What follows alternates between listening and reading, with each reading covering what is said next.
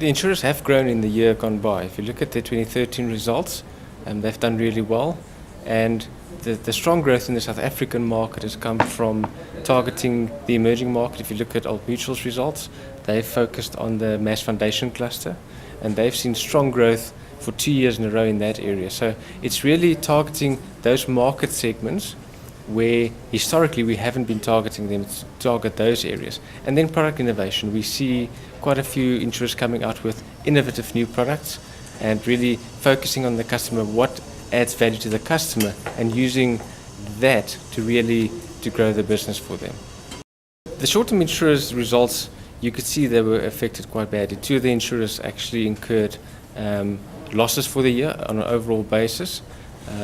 But if you employ proper underwriting practices, robust modeling, and you actually have a proper reinsurance program in place, I think you can see from the results they've actually come out quite well compared to what you could have expected. You know, the weather was significantly worse than the year before. If you look at the hailstorm, we had about 2 billion rand worth of losses compared to just 1.6 billion the year before. If you underwrite properly and you get proper underwriting strategies in place, and you look at where are your accumulation of risks, and you get that right, you can still do good business.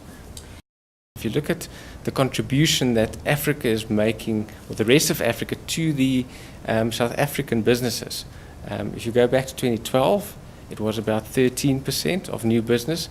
This past year, for the life insurers, it was 18% of their new business. So that grew about 60% year on year. And if that growth continues, I'm pretty sure in a couple of years you'll see the rest of Africa contributing far more significantly to the overall results of the insurers. For Sanlam, for example, 35% of their new business, is from Africa. There's been, over the last number of years, significant development in regulation. I think that has been spoken about a lot. You've got the new solvency assessment and management, you've got treating customers fairly, you've got binder agreements. All of that is there to ultimately be to the benefit of the consumer, to protect the consumer, to make sure that if you think about treating customers fairly, does the product make sense for the customer? Are we selling him the right product? But that comes at a cost. It's not a once-off cost. It's already in the numbers. It's been coming for a number of years. Sam, we've been working on a lot over the last 3 years. So the insurers have been skilling up on resources. They've been working on their systems capabilities. I'm an optimist. I think at the end of the day, the end consumer will be better off for it. Tough question. I think we've already seen, if you look at the 2013 results, you've seen in the South African market, in the short-term space particularly, premiums increases coming through on average of about 9%, which is more than the consumer inflation of 5.8%.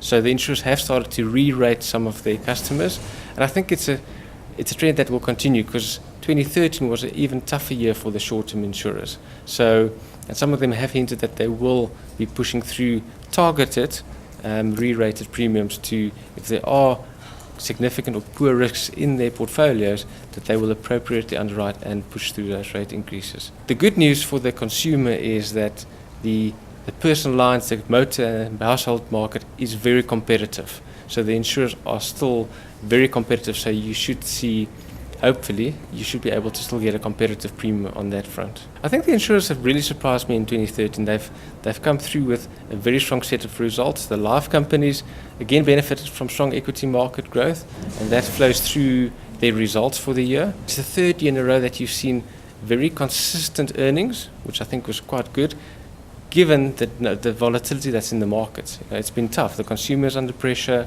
The equity markets are volatile. Discount rates are starting to go up, but the results are quite stable and strong. And the short-term insurers, they've had 2 tough years. But I think, if things turn for them, if we don't have another bad hailstorm and the premium increases do come through, they might actually have potentially a good year. It all depends, once the actual numbers come in from the past couple of weeks, as heavy rains and the flooding that we've seen.